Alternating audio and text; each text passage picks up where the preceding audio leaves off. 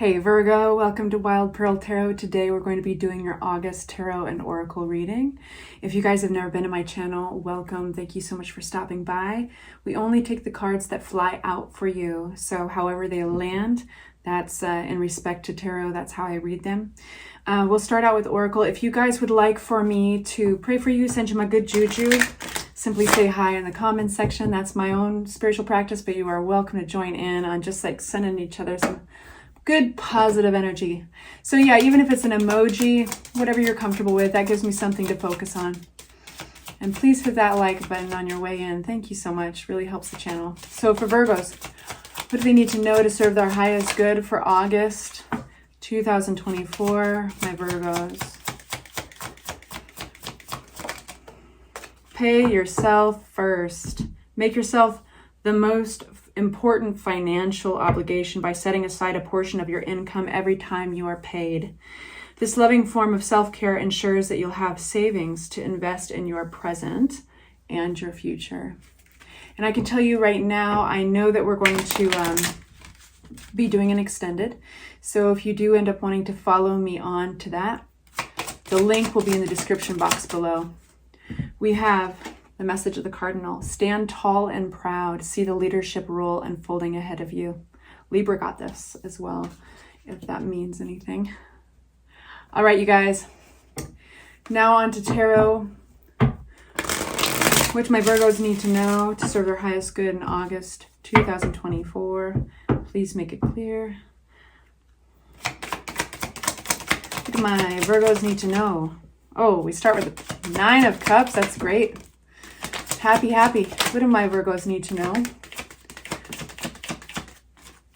Well.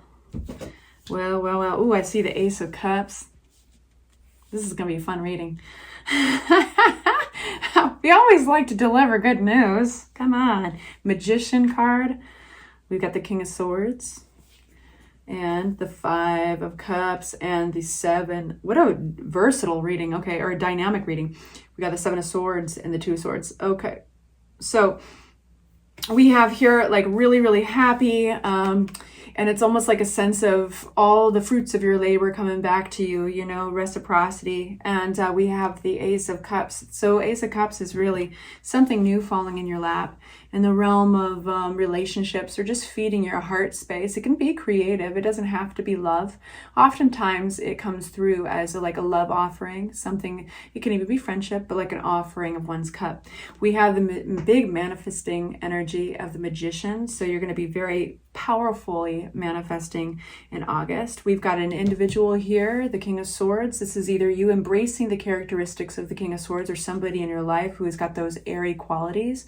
Somebody who is not really tied to their emotions so much as they are to communication, strategy, information. So that'll get a little more clear as we unpack it.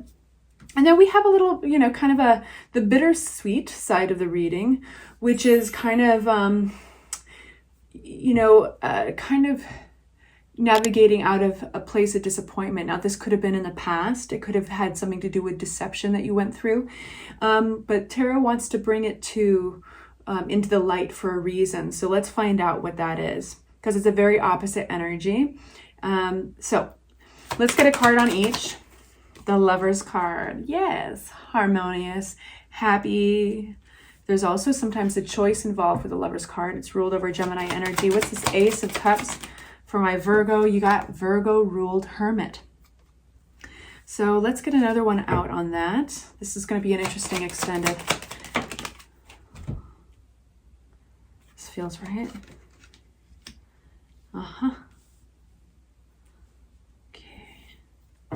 And then what's the Magician? Cool. It's like you're going to be quite a force this month, because I think you're getting very in tune with what you want as far as what you want to create, like the life you want, maybe the family you want.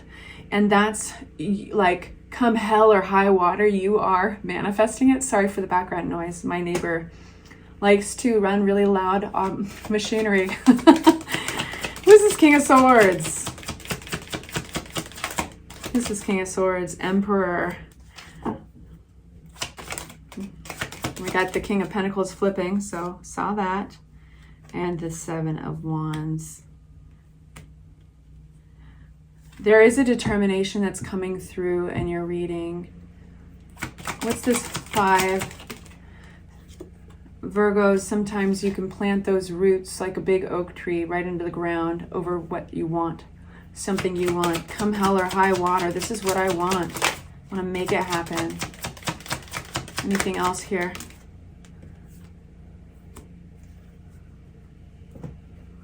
I need another deck.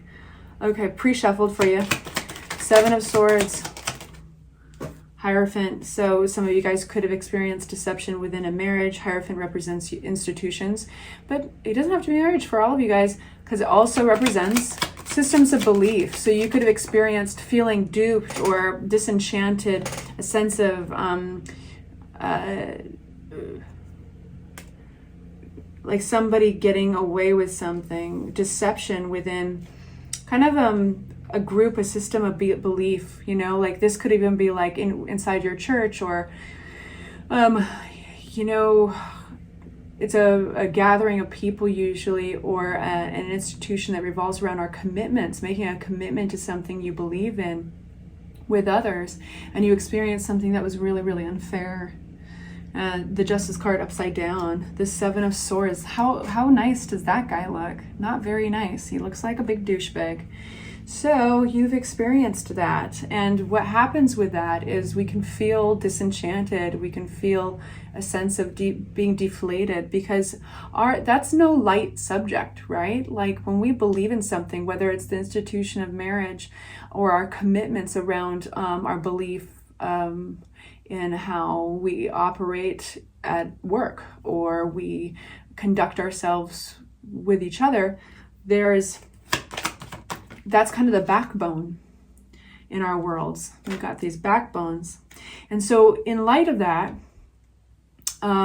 we have this huge epiphany, this clarity, whether this takes place in conversation or this lands in your lap. The aces represent kind of a gift that the universe or spirit or God, however you feel comfortable calling it, kind of hands us. And so you're getting, in light of this disappointment, this disenchanting experience, losing faith in somebody or something, you are getting clarity. Okay. I possibly went on too long about that, but it's a big part of your reading. 2 of Swords. You're going to have a real, it's like you've got this energy hovering around your reading that is really practical, and it falls back on information. Like instead of falling back on emotion, you almost have like a friend nearby or a therapist, somebody who can walk you through this. And there's a lot of power in separating fact from fiction, or in this case, fact from emotion. We've got the King of Swords and the King of Pentacles. I feel that the King of Pentacles represents you because you're an earth sign. And then we have that Aries sign. Again, the King of Swords popping up in your reading twice. I feel that this person is actually lending a support to you. So again, some of you guys, it's going to be a therapist. Sometimes some of you guys, it's going to be a friend. Or even it can be like, it doesn't have to be a real live sitting there in front of you therapist. It can be like somebody, a YouTuber, you know, that you, like a podcaster, YouTuber that you like, God, they are just preaching, and they're really helping me get through this period of time. Because you got a tough decision to make, and we have this sandwich with 2 of Swords, 2 of Swords. In this time, you may feel like you got a blindfold on. It's tough to make this decision for a reason. And that's usually because there's a little inkling of fear attached. What if I make the wrong decision, right? Not all decisions are like that. Some of them were like, as soon as we see the options, we're like, I know which one I want. But this is different. Why is this different for my Virgos? Because it touches down on something that was... reminds you of something disappointing.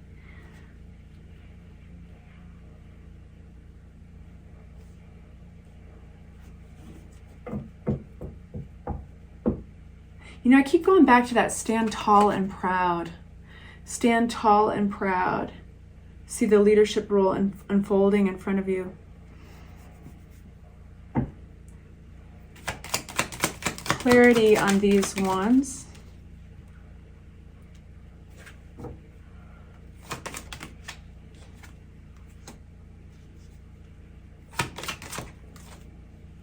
Bear with me, you guys.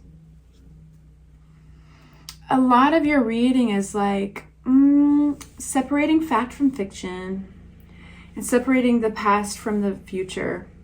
Separating the past from like what is kind of wrecked you and disenchanted you in the past, and trying to get into alignment with, am I on the same path going into the future, or am I just superimposing these old fears because of those past experiences onto what is new? Because this was, whatever this was, with this nasty little fellow, the Seven of Swords, it kind of shattered your backbone a bit, your belief system. And so, you know, I want to pay attention to this swords, this Ace of Swords, because I feel like this is the key. I'm going to unpack it with a new deck for my Virgos. Tell me. So your reading got really deep. Because at first I'm like, yeah, okay, Nine of Cups. But it's calling on some deeper stuff, right? The Ace of Pentacles wanted to pop out. Knight of Cups, beautiful, love, judgment, big wake-up call. This is coming with a Five of Wands. Justice, everything rebalancing itself. Eight of Swords. I think this is kind of pointing out something that maybe you felt stuck in that you didn't even realize. And that's why it's really helpful to kind of walk through almost with the King of Swords being factual rather than emotional, because emotion is going to put the blindfold back on, so to speak. So that blindfold right there, that makes it hard to make a decision. There's this, when I ask about that Ace of Swords, this big moment of clarity, it has something to do with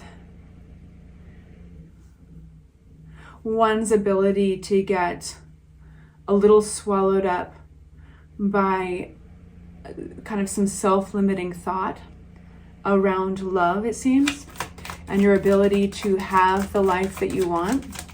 And it's interesting because this is the contradiction, Virgo, is like an oak tree. I use that analogy, like you grow those roots real deep into the ground, and around that idea of what you want, right? I want this in my future. I want to manifest this. But the contradiction is there seems to be a distrust in separating fact from fiction, or a fact from emotion, that you may need a little help with.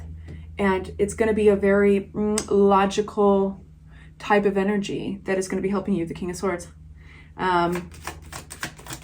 What about the Eight of Swords that we need to know? So it's almost like there's a clash of ambitions. There's a clash there. And so this is your, like what's happening in August has a lot to do with this Judgment card. This is a big spiritual awakening. This is, and it's almost like rebalancing. You're getting the Justice card, and it's a karmic card about like things feeling fair again. And I have a feeling it's really about your perception. Anything else about that Eight of Swords? Knight of Swords. Communication is going to help unstick you.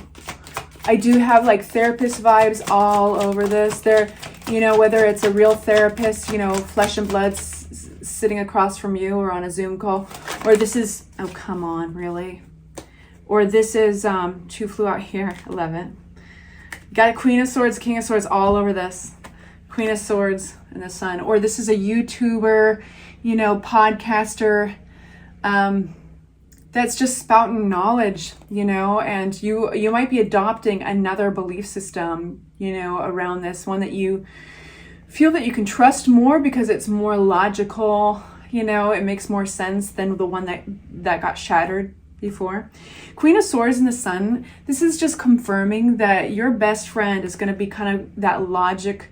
It's going to help you in a safe way separate those take the blindfold off and see things how they really are. So very deep reading, but it does kind of go back to those therapist vibes. And our emotions do have a way of putting that blindfold right back on, don't they? Or doesn't it? So I'm going to go on to your extended, where we're going to ask for advice and what's next. And if this is where I leave you, I hope it was helpful. I love every one of you guys. Send you good juju, and talk to you soon for your bonuses. Take good care.